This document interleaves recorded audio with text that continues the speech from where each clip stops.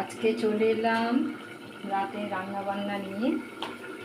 আজকে প্রচণ্ড বৃষ্টি হয়েছে, বৃষ্টি মানে এখানে মারাত্মক বৃষ্টি হয়েছে, তার সাথে বাজ পড়া।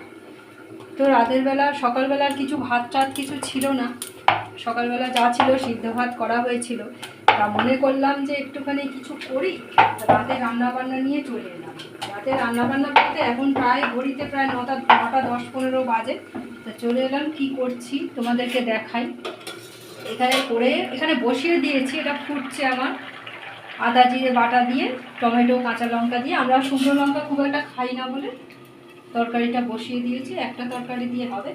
আর একটা জিনিস করছে খুব মুখরোচক, এটা সবারই খুব প্রিয় জিনিস, খুব ভালো লাগে খেতে রাতের বেলা। কি করছি দেখো তোমরা। আজকে রান্নাবান্নাটা আমি স্টার্ট করলাম, রাতের রান্নাবান্না দিয়েই আজকে তোমাদেরকে শেয়ার করছি, কারণ দিনের বেলা আজকে একদমই টাইম হয়ে ওঠেনি। আর এত বৃষ্টিতে আর ঘরটোর এতই অপরিষ্কার পরিচ্ছন্ন কিছুই ছিল না, সেসব করতে করতে আজকে প্রচুর বেলা হয়ে গেছে। সিদ্ধ ভাত ছাড়া আজ কিছুই খাওয়া হয়নি বলে আজকে রাতের খাওয়াটা একটু জমিয়ে খাবো বলে তাড়াতাড়ি রান্নাঘরে ঢুকে পড়লাম। ঢুকেই বানাতে শুরু করে দিলাম লুচি। আর লুচিগুলো দেখো কি সুন্দর ফুটছে, এখানে একটা একটা করে বেলছি আর ভাজছি।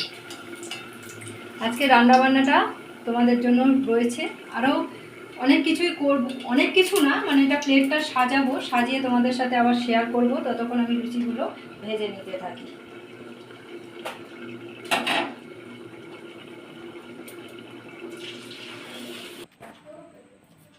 চলে এলাম, তৈরি হয়ে গেছে, সেটা নিয়ে আমি চলে এলাম টেবিলে।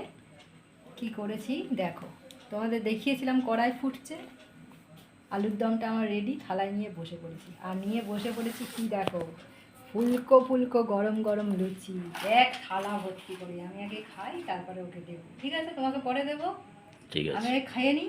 খেয়ে নাও। অনেকগুলো লুচি, যদি বাঁচে তাহলে দিও। হ্যাঁ, এখান থেকে যদি বাঁচে তারপর তোমাকে দেবো। আচ্ছা, ঠিক আছে বন্ধুরা, তোমরা কেমন এরকম গরম গরম লুচি আর আলুর তরকারি খেতে কে কে কে ভালোবাসো কমেন্টের মাধ্যমে জানাবে। আজকে এইটুকুই তোমাদের জন্য রইলো, টাটা।